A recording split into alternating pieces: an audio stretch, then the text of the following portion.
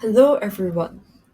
Welcome to the Global Entrepreneurship Program by Tokyo University. This program has 3 modules and there are 4 sessions in each module. So, 12 sessions in total. Each session summarizes the important points you need to know to launch your startup on a global scale. The first module is about how to structure your pitch deck, and it starts with problem statement. You really have to know what kind of problem to choose and tackle when you start your business.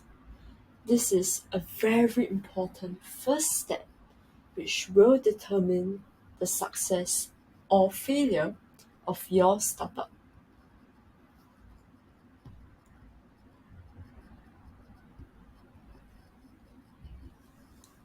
First of all, what is a startup idea? Can anyone explain? Well, a startup idea is a hypothesis about a rapidly growing company. The key word here is rapid growth. Startups are different from small and medium-sized companies. By nature, these companies are slow in growth and are too small in scale. I am not saying that small companies are bad. I am just saying that small companies are different from startups. Although you are very ambitious and aim to be a unicorn startup, you might end up being a small company. It will happen. However, the point is you will not intentionally aim to become a small company when you start your business. This is because the way to launch these companies are completely different. Then the question is, what kind of problem do you need to address to achieve such rapid growth?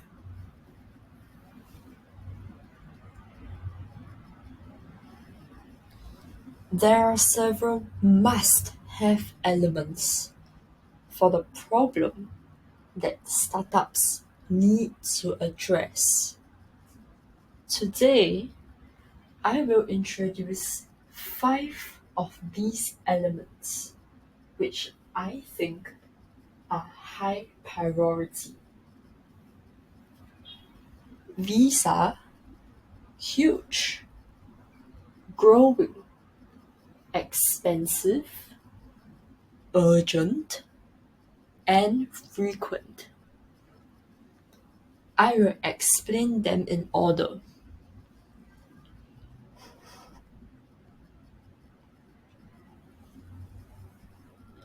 Firstly, you should choose a huge problem.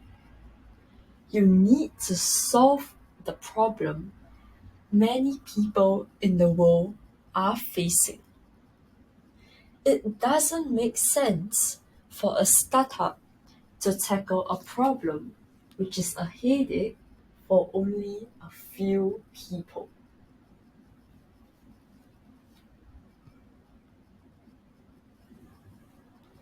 Secondly, it is important to pay attention to the problem and the growing sector. For some problems, there are many people currently suffering from it. You should avoid such problems if the industry itself is declining. You should also avoid the problem in an industry which is big, but there is very limited growth potential in the future.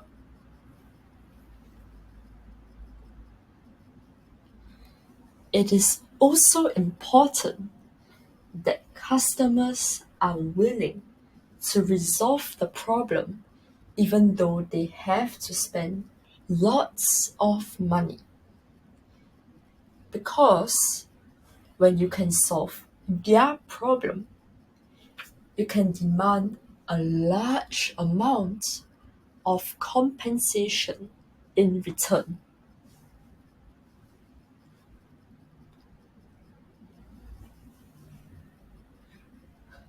Urgency is also a very important factor.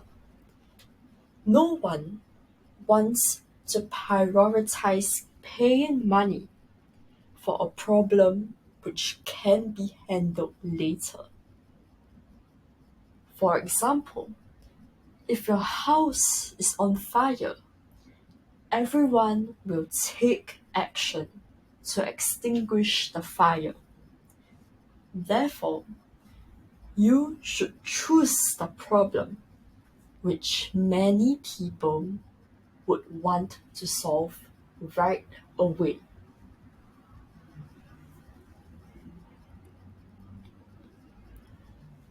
Last but certainly not least, it is extremely important to choose the problem which happens frequently. You should avoid a one-off type of problem. If the problem only happens occasionally, it will be difficult to make money unless you can charge a very high price. The problem you are trying to solve doesn't have to fit into all of these 5 categories, but it should have at least one. The more, the better. Without any of these elements, it is almost impossible to grow rapidly on a large scale. And I think there will be very few customers who would like to pay for your service.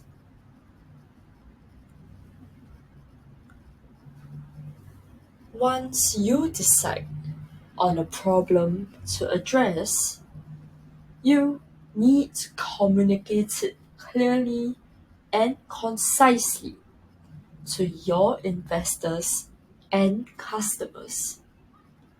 This will be much more difficult than you think.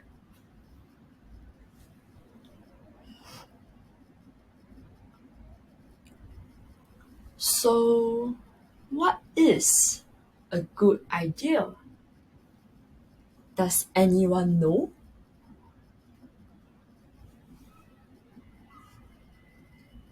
Well, a good idea is an idea which can be easily understood by someone who knows nothing about your business.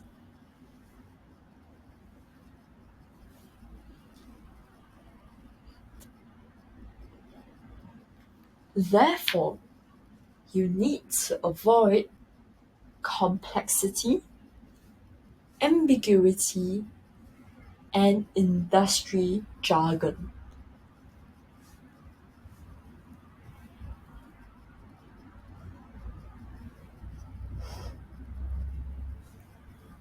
Let me share a bad example of a problem statement.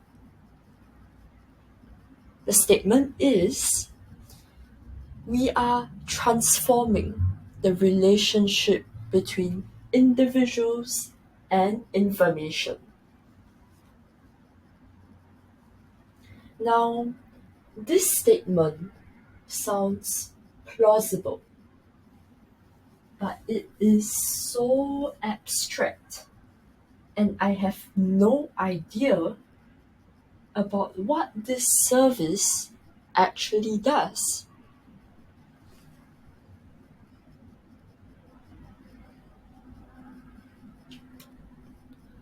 Now, I will share a good example. Wufu is a startup from Y Combinator. Y Combinator is the leading startup accelerator in the US.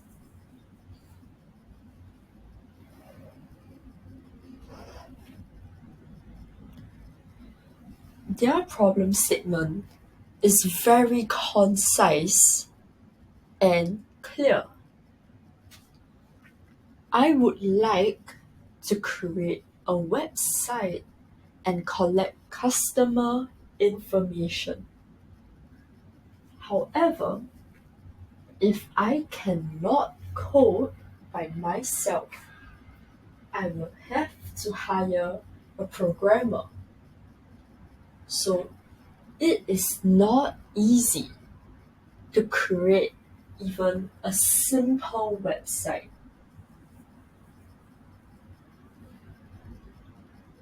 When they started this business, creating a website required much more specialized skills than it does today.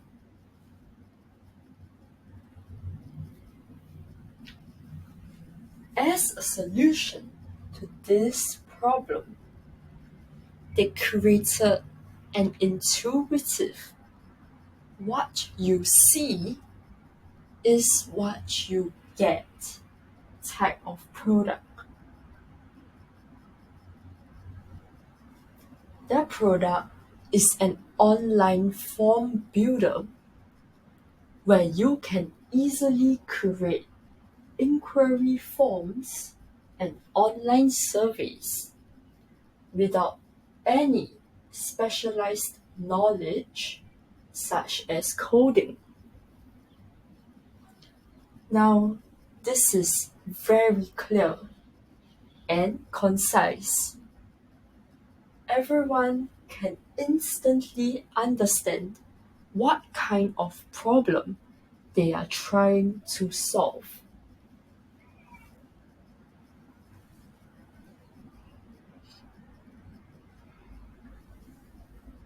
At the end of this session, I will touch on a mistake that many people make. Never start with a solution, especially if you are an engineer or a person who is knowledgeable about new technology. You would want to create something using new technology. I think this is natural. However, when launching a startup, please be sure to start with a problem. If you start thinking like, I really want to create something using this new technology, you will end up forcing yourself to come up with a problem and applying it to a solution. This is wrong, but many people still make this mistake. There are always buzzwords around new technologies, and many people are tempted by them. Bear in mind that the technology exists to make people's lives better. It is a measure to solve the problem, not a problem itself.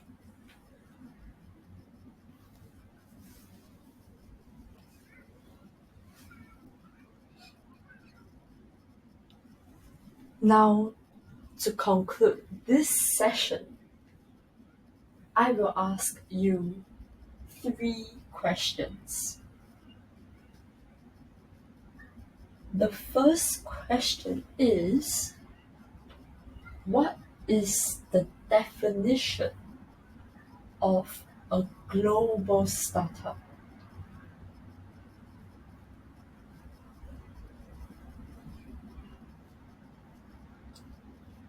The second question is, what are 5 key factors when you develop a problem statement?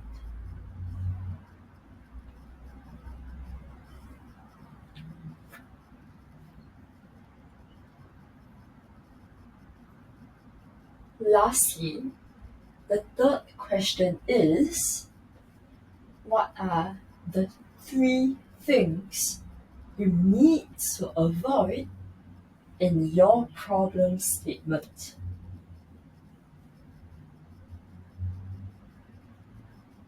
Please review this video lecture on your own and prepare your answers before the next session. Thank you very much for watching, and see you next time.